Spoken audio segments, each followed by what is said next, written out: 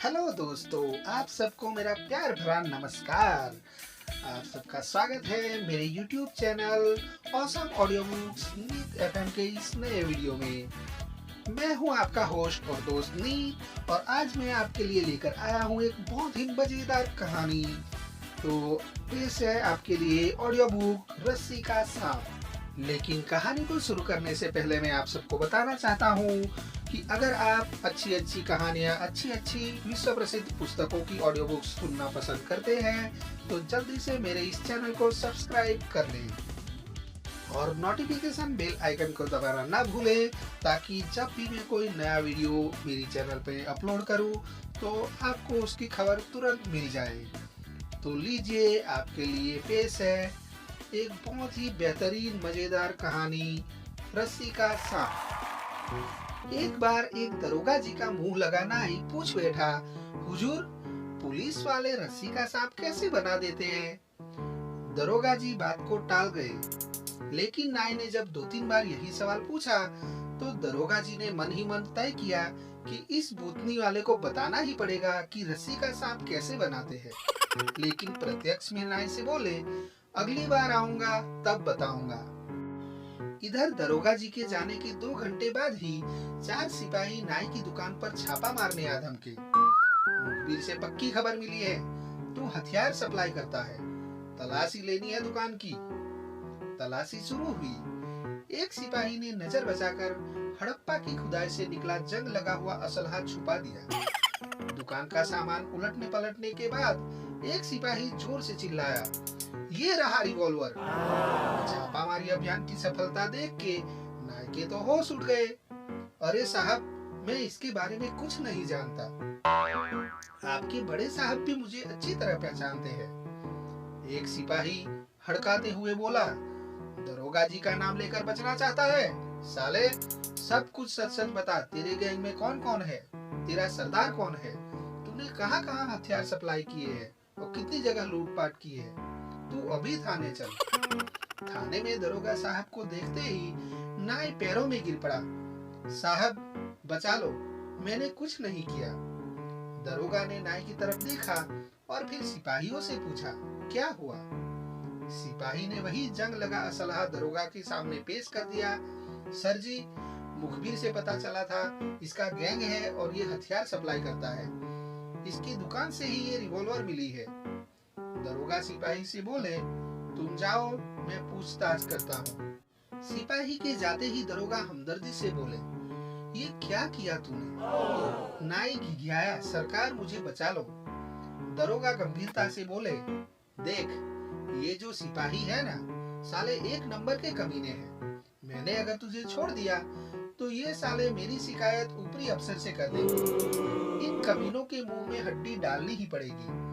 मैं तुझे अपनी गारंटी पर 2 घंटे का समय देता हूँ। जाकर किसी तरह 20,000 का इंतजाम कर। 5-5 हजार चारों सिपाहियों को दे दूंगा तो ये साले मान जाएंगे। नाई रोता हुआ बोला, हुजूर, मैं गरीब आदमी 20,000 कहाँ से लाऊंगा? दरोगा डांटते हुए बोले, तू मेरा अपना है इसलिए इतना सब कर रहा हूँ। तेरी जगह कोई और होता तो अब तक जेल पहुंच गया होता। जल्दी कर, वरना बाद में मैं भी कोई मदद नहीं कर पाऊंगा। नाई रोता कलपता घर गया। अम्मा के कुछ चांदी के जेवर थे। चौक में एक ज्वेलर्स के यहाँ सारे जेवर बेचकर किसी तरह 20,000 लेकर थाने में पहुंचा और सहमते हुए 20,000 रुपये दरोगा जी को थमा दिया। दरोगा जी ने रुपयों को संभालते हुए पूछा, कहाँ से लाए रुपया? नाई ने ज्वेलर्स के यहाँ जेवर बेचने की बात बताई तो दरोगा जी ने सिपाही से कहा, जीप निकाल और नाई को हथकड़ी लगा के जीप में बैठा ले, दबिश पे चलना है। पुलिस की जीप चौक में उसी ज्वेलर्स के यहाँ आकर रुकी। दरोगा और 2 सिपाही ज्वेलर्स की दुकान के अंदर पहुंचे। दरोगा ने पहुंचते ही ज्वेलर्स को रुआ पे ले लिया। चोरी का माल खरीदने का धंधा कब से कर रहे हो? ज्वेलर्स पिटाया, नहीं दरोगा जी, आपको किसी ने गलत जानकारी दी है। दरोगा ने झपटते हुए कहा, चुप, बाहर देख, जीप में हथकड़ी लगाए एक साथी चोर बैठा है। कई साल से पुलिस को इसकी तलाश थी। इसने तेरे यहाँ जेवर बेचा है कि नहीं? तू तो जेल जाएगा ही, साथ ही दुकान का सारा माल भी जब्त होगा। ज्वेलर्स ने जैसे ही बाहर पुलिस की जीप में हथकड़ी पहने नाई को देखा तो उसके होश उड़ गए। तुरंत हाथ जोड़ लिए। दरोगा जी, जरा मेरी बात सुन लीजिए। कोने में ले जाकर मामला 1 लाख में सेटल हुआ। दरोगा ने 1 लाख की गड्डी जेब में डाली और नाई ने जो गहने बेचे थे वो हासिल किए। फिर ज्वेलर्स को वार्निंग दी, तुम शरीफ आदमी हो और तुम्हारे खिलाफ पहला मामला था, इसलिए छोड़ रहा हूँ, आगे से कोई शिकायत ना मिले। इतना कहकर दरोगा जी और सिपाही जीप में बैठ के रवाना हो गए। थाने में दरोगा जी मुस्कुराते हुए पूछ रहे थे, साले, तेरे को समझ में आया रस्सी का सांप कैसे बनाते हैं? नाई सिर निभाते हुए बोला, हाँ माई बाप, सब समझ में आ गया। दरोगा हंसते हुए बोले, भूतनी के, ले संभाल अपनी अम्मा के गहने और 1000 रुपया, और जाते जाते याद कर ले, हम रस्सी का सांप ही नहीं बल्कि नेवला, अजगर, मगरमच्छ सब बनाते हैं, बस आसामी बढ़िया होना चाहिए। तो दोस्तों, यहाँ पर ये कहानी खत्म होती है।